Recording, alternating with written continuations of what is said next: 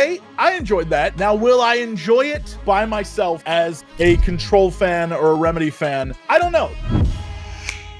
How did you even find that game eventually? Because obviously it's a multiplayer game. Remedy has never done that. It's mostly single player. So how did you overall found that game was like when you got out of that, when you first played it and finished it? Like, how was it for you? Like, what did you feel? Yeah, sure. So imagine, if you will, you're coming off of the Remedyverse, and it's this crazy, wacky, multi-layered meta narrative across multiple games, and they're all somehow connected. And I love that kind of stuff. Yeah. And then you are thrown into the world of FBC Firebreak, which is, for the most part, Left 4 Dead in Control. Is really, like, there's other games that you can associate it with, but I feel like that's the most known. And so it's kind of like that. It's Left 4 Dead, but in Control. And much like Left 4 Dead or any game where it's you versus the environment, or you versus, hordes running at you, or you versus, extraction shootery things, or whatever the case may be. If you're building and you're just trying to do a survival game, any of those games to me are only fun when you play with other people. And so being in the room, playing with people, I had a blast. Learning to play, being able to experience that universe again and jump into it. Lots of fun. I really enjoyed it. We were laughing the entire time. Also screaming as waves of monsters just descended upon us. Yeah. But for the most part, that's my big takeaway is it was fun in the way I expected it to be fun, in that it is a game that playing with friends makes infinitely better. And that was my big takeaway, because it felt like, yeah, okay, I enjoyed that. Now, will I enjoy it by myself as a Control fan or a Remedy fan? I don't know. That's a question that, I may, if I can join with people, and the online community is awesome, like playing with randos is cool, then sure. But for the most part, on like a narrative level, that's not the point of this game. On like a Secrets for the World of Control, not the point of this game. There's some cool, like background conversation some will have, and you might hear a thing like, oh, that's kind of neat. I wonder what that's in reference to, or maybe because you played the games. But for the most part, it's little tiny sprinkles of Easter egg things. Like there would be a note on a load screen that's from Estevez from Alan Wake 2, like things like that. But really, it's not going to be heavy on the side of story. And much of what you're doing is literally just, it's after Control. It's 6 years later. Everything's kind of a mess. And we need you to keep it from being worse. And so you're just teams of dudes, and you're just doing your job, really, which is, oh, we got to go turn on the fans because it's overheating again. And you got to go down in there and do it. And that's basically what's happening. I'm sure some of the levels they didn't show us might be a little more like, oh, this is interesting. But what we got were one level where you have to do the paper chase, which is pretty fun and silly, and I enjoyed that. And your screen gets covered with sticky notes, and it's like a fun little adventure. And one is you're trying to prevent yourself from catching on fire because it's getting too hot, so you have to constantly be doing things, and that's that one. And then one is like, what are these weird interdimensional leeches? We got to shoot those things and not die from radiation poisoning. And so it was a lot of we have a job to do. We're shooting. We're doing a thing, rather than, what's that? How's that work? What's this? I'm going to spend 20 minutes reading all these documents. It's not this game. It's a completely different beast compared to what Remedy's done before. And I enjoyed it, and I had fun. I am hyper curious to see what happens on wide release, when everyone who, there's the Remedy fan base that's not really used to this. And then there's fans who love, the various horde shooters and extraction shooters and things. And I don't know that they know too much about the Remedyverse to be invested in what's going on in this game. I have a lot of questions. I guess launch will tell. But with Remedy, it was very interesting because they have never done multiplayer, more single player. So exactly that we're curious about, like, whether people will like this thing when it actually comes out, the people who just played Remedy for the narrative, and the people who haven't played the narrative, will they enjoy this one? Because it's going to be a very interesting thing. And I don't know if you're like, has your opinion changed after you played the game? Because when I saw the trailer, I was like, oh, I don't know, like, will Remedy be able to pull this off? I don't know, like, it's just is odd. But I've not played the full game, obviously, and you played like a portion of the game. Did your opinion change before and after at this point? I guess my big roller coaster ride looking at this game was when the first teaser trailer came out. I was like, oh, cool. It's 3-player. You're in the world of Control. This will be so cool. I can't wait to see who they're like. Are you going to be like Jesse? And then are you going to be different characters? Like, do I get to be Emily Pope? What's this going to be? And then the next trailer came out and it was like, no, you're just dudes doing a thing. And the second trailer was played much more for comedy. And it was very clear, like, we're just having fun. And like, oh no, there's a big sticky man monster. And it was a completely different vibe. And obviously the game devs don't necessarily have complete control over the way that trailers are created. So the, separation between the two, I can understand. But also it was X number of months apart. So maybe development changes. I don't know. I wasn't there. But it was a different beast. And I was like, so what is this game? Because it looks like they're trying to go for laughs in this one. So having played it, it isn't a game that's played for laugh. It's just ridiculous. The idea of like, okay, we're just average people. A great example is you're not necessarily Saga, where you're just a FBI agent doing a thing. And you're not necessarily Estevez, where you're, an FBC agent doing a thing. But you're also not Jesse. You're not, the higher ranking FBC people who can like fly and shoot and do crazy. Like, you're not that. You're just a dude. Or, you're just working there and you're sent in to go handle business. And so for the most part, it's all, you got a gun and you have like a fancy wacky weapon thing from the Control verse. And that's really the basis for what you're doing. And so, like once you move past, okay, well, I'm not going to be flying and shooting and throwing guys with my mind. I'm just going to be playing a game that is, just fun for friends. I'm not going to be looking around at, even though you're collecting documents, none of those documents have any information on it. It literally is just points with which you can then spend to upgrade things and buy stuff. Once you move kind of past that bit, then you're like, all right, well, I'm having fun. I'm in universe. I'm still in a place I love to be. And that's my expectation. My real true takeaway is that, like, I think Remedy is using this as a vehicle to, hey, do you want to come play a game franchise I love with me, even though you have no idea what Control is? And then this will be like your first foray into the universe without it hitting you over the head with all the stuff that's going on. And it makes it easier for people to jump in. And then if they like what they're doing and they have questions, then you can say, well, I got answers. It's in this stuff over here. And that might be a good way to do it. I think a lot about Warhammer and how over the last 5-6 years, Warhammer 40K, like layman content is a lot of it's being created. A lot of like, who are these people? And what is this thing? And it built up so much that now everyone's like, yo, dude, I love Warhammer 40K. It's great, dude. And it's, if you were to go back 10 years, they would have no clue it existed. That kind of thing. I totally. That makes much more sense. That this could be like an onboarding in some ways. Like, hey, we have this game. Let's play it. And if you like the universe and what's happening in this game, there's more things that you can get to be a part of. Like there's more details you get to know from Control. Oh, there's some these characters. It goes on and on. So like I think it's definitely one interesting way of bringing in more people to this franchise, which I'm actually very curious and happy about to see that. And it's one thing to see, like every other game is like third person over the shoulder kind of thing, and this one is first person.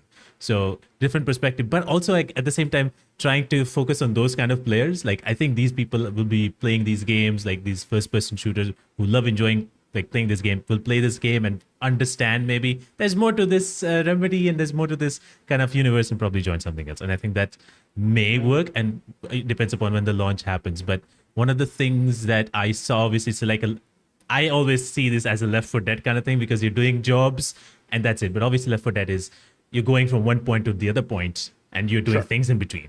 And this is not that. You're doing a certain set of objectives, and that's basically it. I'm so curious, like what are these like jobs that you end up doing? Because I think in the thing there were like 3 jobs or something. Yeah, so the ones we got to play, again, the first job was, okay, everyone who played Control knows these damn sticky notes. They self-replicate. They're the worst. And so the way that one worked was All right, you enter, and there's a little number at the top, and it says, "Hey, destroy X number of sticky notes." So you do, and if you're playing for the first time, let's say it's 4,000 sticky notes, you run around and you just shoot them or smash them or whatever, and then it ends, and it's like, "Congratulations, you did it," and it pops you back out to the menu. From that point, you can spend whatever, and then you jump back in. Now, if you do the same mission again, you have, let's kill 4,000 sticky notes, but then instead of popping you back out on the menu, you're now in phase 2. And then phase 2 is like, okay, you enter a new part of that office area, and you have an additional objective to do. And it might be anywhere from, destroy X number more sticky notes, or do this other objective. And also in that area, there might be a corrupted artifact of some sort of object of power. That is a great example is the rubber duck that was in Control is in this, and it walks around. And in Control, it was just an asshole duck that was always shooting around. You can never catch it. In this, same asshole duck, except it pinpoints one of the players and locks onto it, and every enemy will now attack that player. Oh, wow. Okay. Yeah. So you can either let it do its thing, or you can kill the duck. But first, in order to do that, you have to find a special weapon to destroy the duck. There's other objects in the game, and you can also get multiples the harder you make it. And so, you can, that's how they upgrade the difficulty. And then, all right, you beat that stage, and then it boots you back to the desktop, and it's like, do you want to spend points? Do you want to do whatever? Or not desktop, but the main screen. And then, it sends you back into the game, and you're like, okay, let's do it again. So now you're doing the 4,000, and then you're doing the next phase, then you're doing the next phase, and eventually this all culminates, and you get to a final boss at the end. So from that point on, after you beat the final boss, every run of that one job will be the complete total version of that job, rather than we're going in, so the fire one, for example, is, okay, we got to turn on the fans in this area because the incinerator place is very, very hot, and we need to keep cool, or else everyone in the bureau is just going to end up caught on fire, I guess. And so the first job is you just do that bit. And the second one, you go back in, and it's like, okay, well, you only have a certain amount of time to, like, that kind of stuff. And it keeps escalating as it goes on. And then they all culminate in some final task.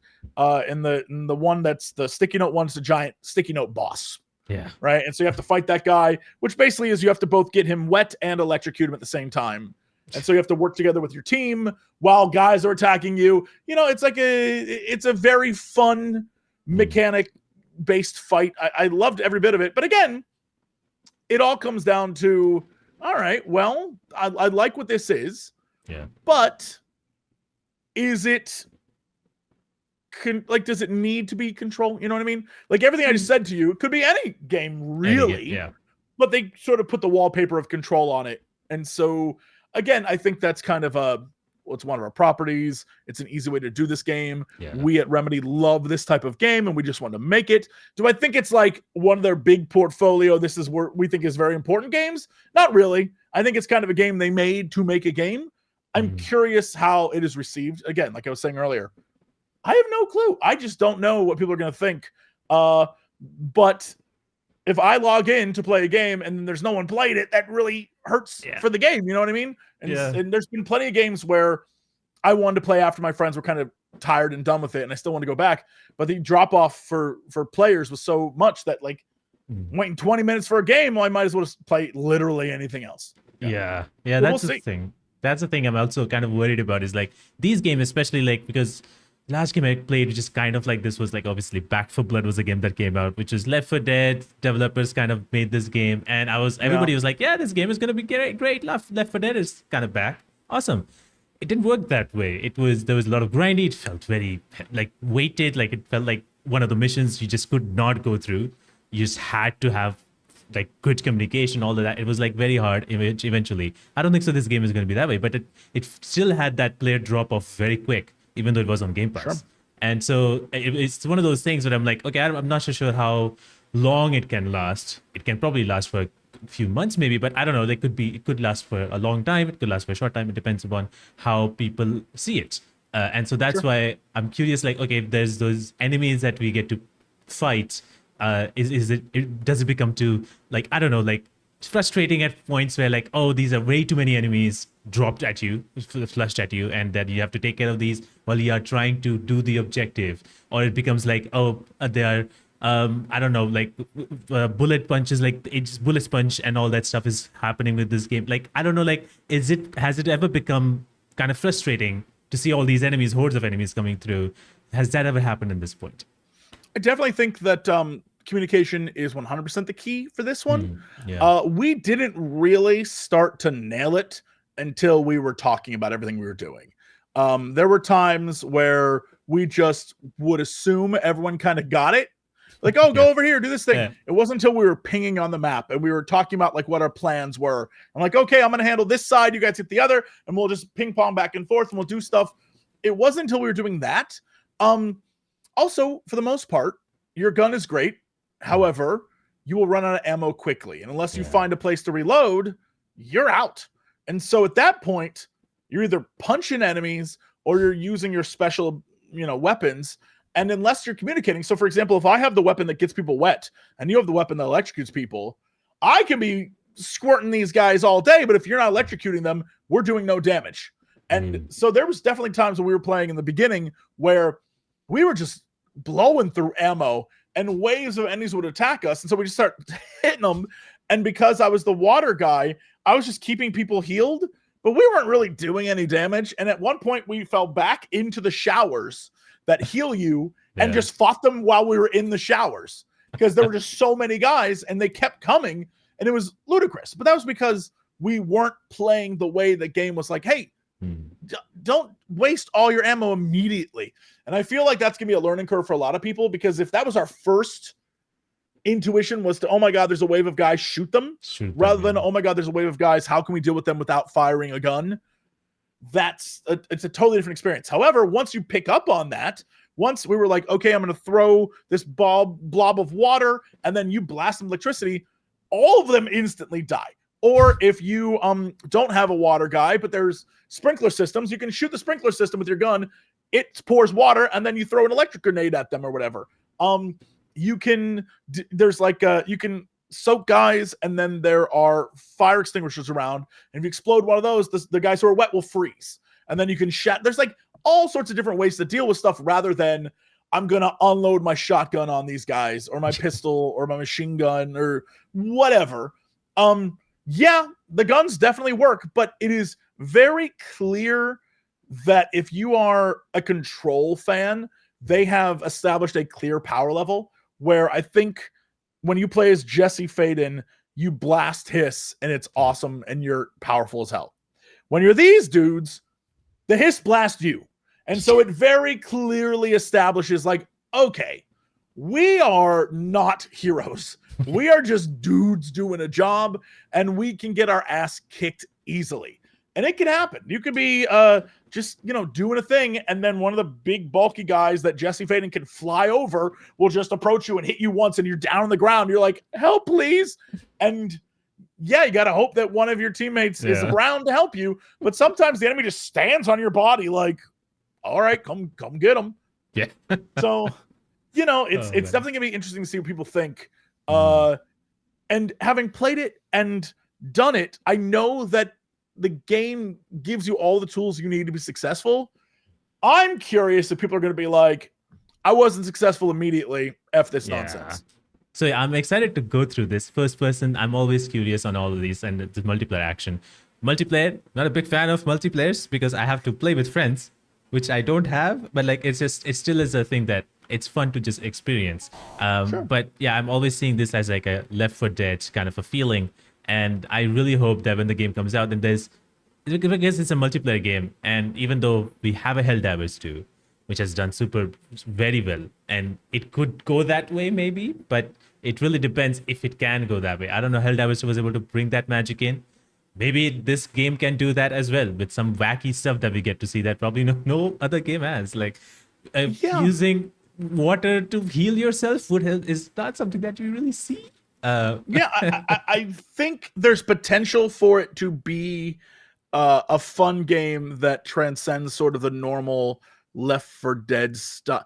But again, when you look at the ones that are successful, like Left 4 Dead was kind of a first of its kind. Hmm. Helldivers is a game that is so meme worthy that it was clearly designed to get people like, oh man, we're doing this for Super Earth, dude. We got like it made people who genuinely don't come out of their shell that often suddenly be like hyper patriotic for a fake world fighting fake aliens. And it was hilarious. Like even from the trailer, and the intro, the idea of what that game is, it's very Starship Troopers. I think everyone can kind of get into the idea, and it had a universal feel to it. I don't know that Firebreak has that because it seems very much settled in a world that exists already, and you might need to know stuff about it. However, so does Helldivers too, because there was a Helldivers 1, you know what I mean? Yeah. So I genuinely have no clue what's about to happen with this game. I wish them all the best, and I want this to succeed because I would love to keep playing it. Yeah. But with that said, I just don't know. I don't know what the world thinks of. Like as a fan of Control and Alan Wake and all of the different franchises they have weaved through their narrative, I'm hyper biased to Remedy. Yeah, like I love it. I want more of it. I continually need more Remedy games in my life, and I will keep saying so. Even if the next game is Firebreak, which is totally different from what they've done before, I'm still excited for it and I want to play it. So when I say I don't know how other people are going to react, it's because I literally exist in a bubble of I love these games and I want them so badly. I have not a clue what, John Gamerman thinks of Remedy games. I just don't like the thing I think about the most is after the Game Awards 2 years ago, I saw a friend afterwards and he's like, yo, I just picked up Alan Wake 2. I was so excited to play. I didn't know it was a horror game. I thought it was a dance game. Of course. And I was like, well, right, because you saw it at the Game Awards and it was a thing. It's like, I thought it was about music and stuff. I didn't know what the hell I was doing. I was scared to death. The intro was there's a naked man running around. I was getting jump scared. I'm like, yep. Yeah, that's what it is. And he's like, well, that's not what I thought it was. And so that makes me think often about how I'm just off of my own little weird horror narrative world and other people are not in on that. And so I'm wondering how this will get them to play, or if again it comes down to me being like, yo, come play a game I love with me. Maybe that's it, really. I don't know.